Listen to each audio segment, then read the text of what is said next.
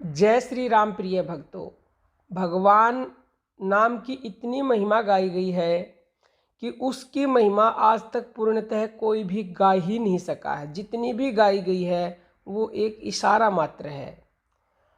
वस्तुतः वह नाम जिसकी महिमा समस्त शास्त्रों में गाई गई है उस पर बहुत गहन विचार करना चाहिए, मनन करना चाहिए। और आप उसका मनन मंथन करेंगे तो आपको स्वयं अनुभव होगा कि वह नाम इन व्यक्त किए जाने वाले नामों से अवश्य ही अलग है।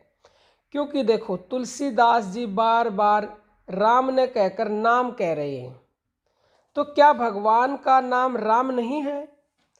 भगवान का नाम राम तो है, किंतु वह गुणवाचक नाम है। जैसे कोई वकालत करता है तो वकील हो जाता है, डॉक्टर करता है, डॉक्टरी करता है तो डॉक्टर हो जाता है, और मास्टरी करता है तो मास्टर आदि गुणवाचक नामों से उनको संबोधित किया जाता है।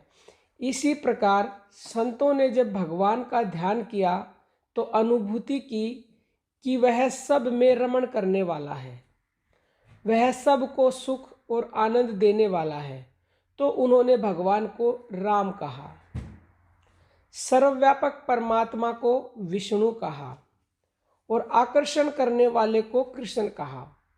सभी देवों में महान को महादेव कहा, सृष्टि पालन और संहारकर्ता को ओम कहा।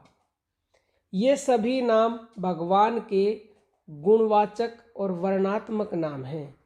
ये नाम प्रभु के यश गान एवं कीर्तन के लिए हैं, उनकी महिमा गान के लिए हैं। इन नामों को वर्णात्मक कहा जाता है। इसे व्यक्त नाम, प्रकट नाम, वाणी द्वारा उच्चारित होने के कारण वाचक नाम या गुणवाचक नाम भी कहा जाता है। ध्यान दीजिएगा, परंतु भगवान का एक गुप्त नाम है जो कि अव्यक्त है, एकथ है, अवर्चनीय है और भाषातीत है। वस्तुतः वह नाम ध्यानात्मक है, वही सत्य नाम है। देखिए, प्रभु का जो सबसे शक्तिशाली नाम है वो इसलिए अवर्णनीय, एकथ, अव्यक्त और भाषातीत है क्योंकि अगर भगवान का नाम बोलकर ही जपा जाता, बोलने से ही मुक्ति मिल जाती, कृपा हो जाती, तो फिर बहरा गूंगा, बहरे सुन नहीं पाते उसे, गूंगे बोल नहीं पाते। तो इसीलिए ये जो नाम है ना, ये इसको गूंगा भी बोल सकता है, यानी गूंगा भी उसका ध्यान कर सकता है, बहरा भी उसको सुन सकता है। वो सब के लिए समान है क्योंकि इस जगत में हर तरह के इंसान हैं। अब सोचने समझने की बात यह है कि फिर वो नाम है कौन सा और उस नाम तक पहुंचा कैसे जाए। जिस नाम के लिए महात्मा कबीर जी ने कहा है कि कोटि नाम संसार में ताते मुक्ति न होए और आदि नाम जो गुप्त जप बूझे बिरला कोई। कबीर जी कहते हैं कि भगवान के नाम तो करोड़ों हैं, लेकिन जिससे मुक्ति मिलती है वह गुप्त नाम है, उसे कोई बिरला ही जानता है, अर्थात वह नाम गोपनीय है। क्योंकि वाणी से बोले जाने वाले नामों से कदापि मुक्ति नहीं मिल सकती। तो अब उस नाम को कैसे जाना जाए जो गुप्त है? देखो, वो नाम हमारे अंदर है, हमारे श्वासों में है, हमारे हृदय में समाया हुआ है, वो छुपा हुआ है श्वासों में। तो अंदर कैसे जाएंगे? अंदर जाने के लिए कोई सीढ़ी तो है नहीं यहाँ। तो श्वास ही वो सीढ़ी है जिससे आप अंदर जा सकते हैं, क्योंकि अंदर जाने वाली वस्तु के द्वारा ही आप अंदर जा सकते हैं।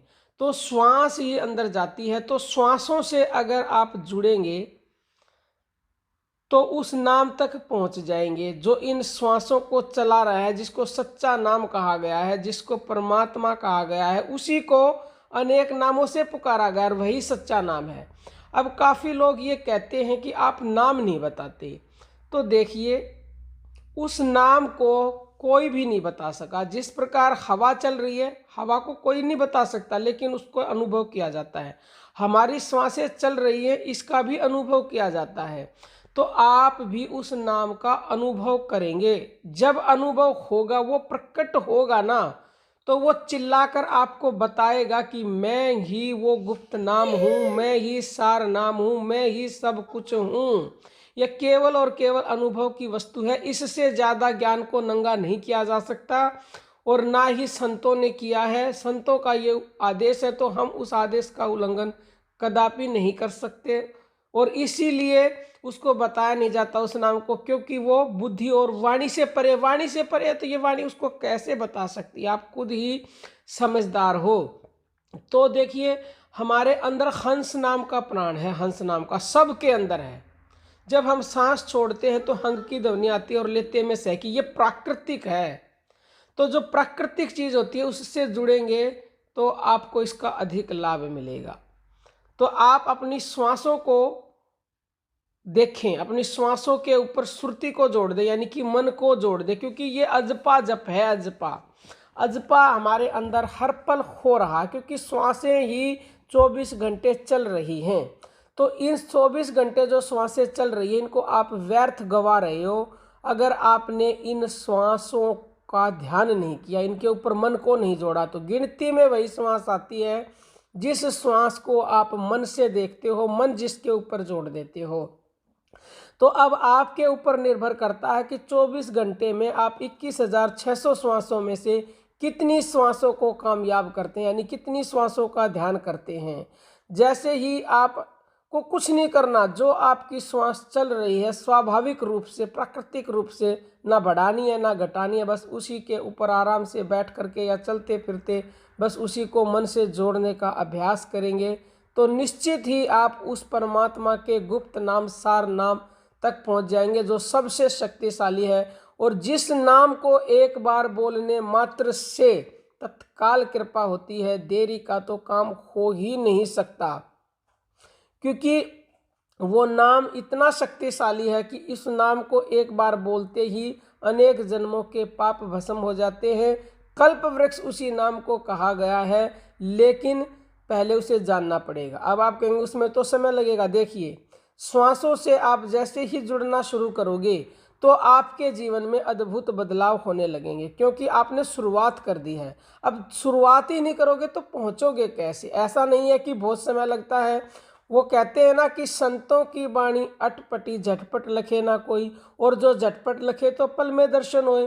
तो एक पल में भी उसके दर्शन हो सकते हैं। एक पल लगता है, टाइम नहीं लगता, क्योंकि बस वो हमारे भीतर ही है। तो भीतर जो प्राप्त है उसको प्राप्त करना तो बहुत आसान है ना। अगर हमारे पास एक चीज़ नहीं है तो उसको तो ढूंढने में फिर भी समय लगता है। तो निर्भर आप पर करता है कि आप कितना जल्दी उसको खोज पाते हो। कि घट में है पर सूझे नहीं, वो घट में ही है, वो सूझता नहीं है। तो लानत बताया ऐसी जिंदगी को, संसार को मोतियाबिंद हो गया जो उसे जानता नहीं है। तो आपसे विनम्र प्रार्थना है कि आप शुरुआत में तो देखो राम राम राम राम वाणी से ही करना पड़ेगा, क्योंकि जो बिल्कुल नए साधक हैं वो श्वासों से नहीं जुड़ सकते। कोई जुड़ सकता है तो वो बहुत ही भाग्यशाली है, वो जुड़ सकता है तो जुड़े। ऐसा नहीं है कि मतलब जुड़ना ही नहीं है। अगर आप कर सकते हो तो करें, नहीं तो शुरुआत वाणी से करें, बोल बोल के करें, श्रवण भक्ति से करें, फिर आप मन से करें, फिर आप श्वासों पर अपने आप आ जाए। क्योंकि एक सीढ़ी के बाद एक सीढ़ी चढ़ना बहुत ही ज़रूरी है, नहीं तो आपको अनुभव नहीं होंगे और आपको वो ज्ञान भी प्राप्त नहीं होगा। क्योंकि एक सीढ़ी छोड़ के अगली पे चढ़ते हैं तो गिरने का बहुत ज़्यादा डर रहता है। बाकी आपकी मर्जी है। हम हर दिन आपको बताते हैं कि कलयुग में आपको कोई भी दुखों से छुटकारा नहीं दिला सकता है तो केवल और केवल परमात्मा का सच्चा नाम, जो हम सब को भगवान ने दे रखा है, जो हमारे अंदर ही है, बस उसे ही जानना है। और वो श्वास रूपी मंत्र से ही उसको आप जान सकते हैं। कोई भी आपका प्रश्न हो कमेंट कीजिएगा। जय श्री राम प्रिय भक्तों।